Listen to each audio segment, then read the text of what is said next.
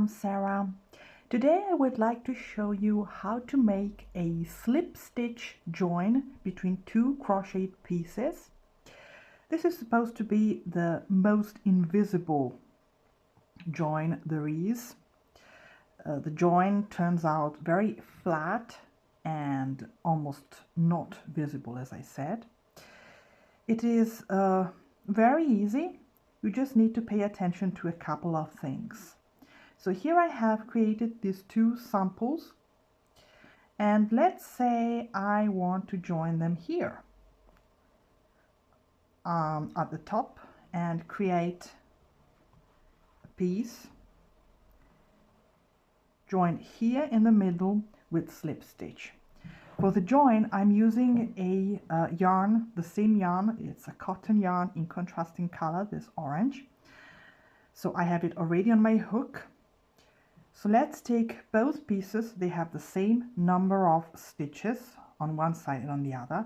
It is very important that you sew the corresponding stitch to the matching stitch.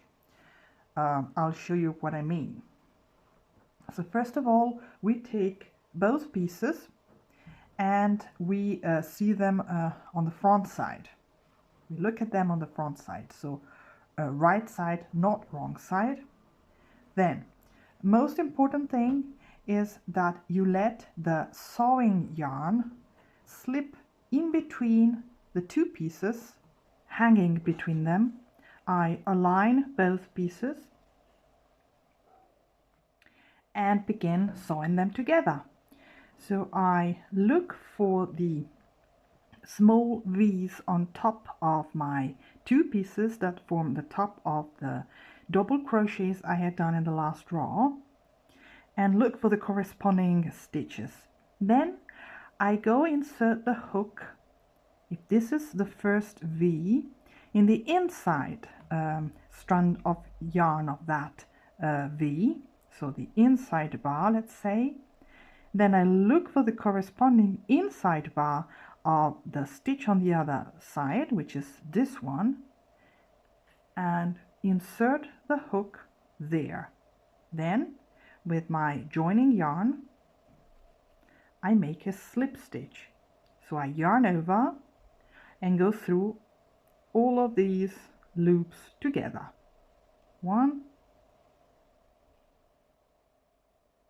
2 and 3.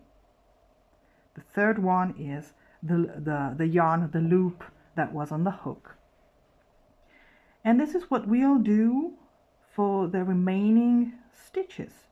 So always joining yarn hanging in between the two pieces. Then I look for the corresponding stitches. I look for the inside loops of those V's, so the inside bars. In this case I have it here, and I insert the hook in this direction. The corresponding stitch is right here.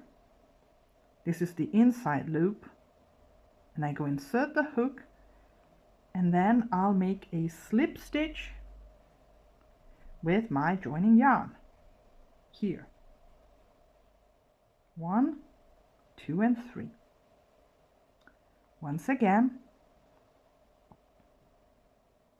it gets easier once you've left the beginning part behind. So next stitches are these ones. These are the V's.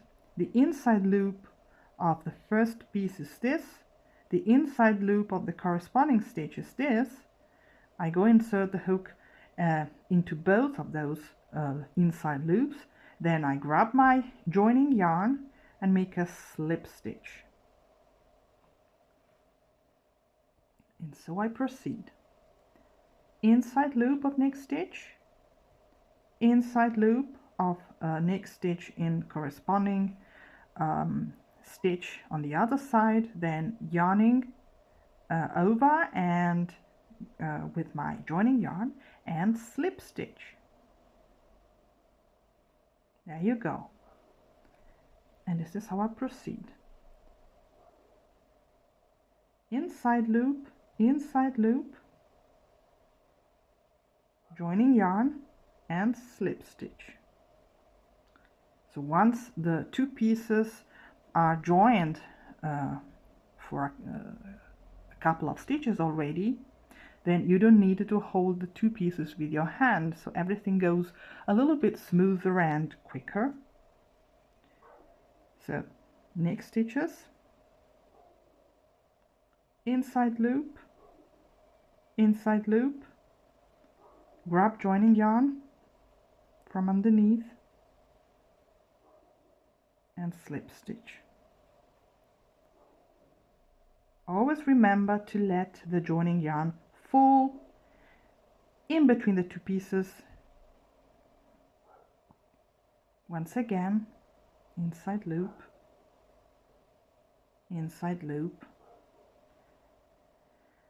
and slip stitch.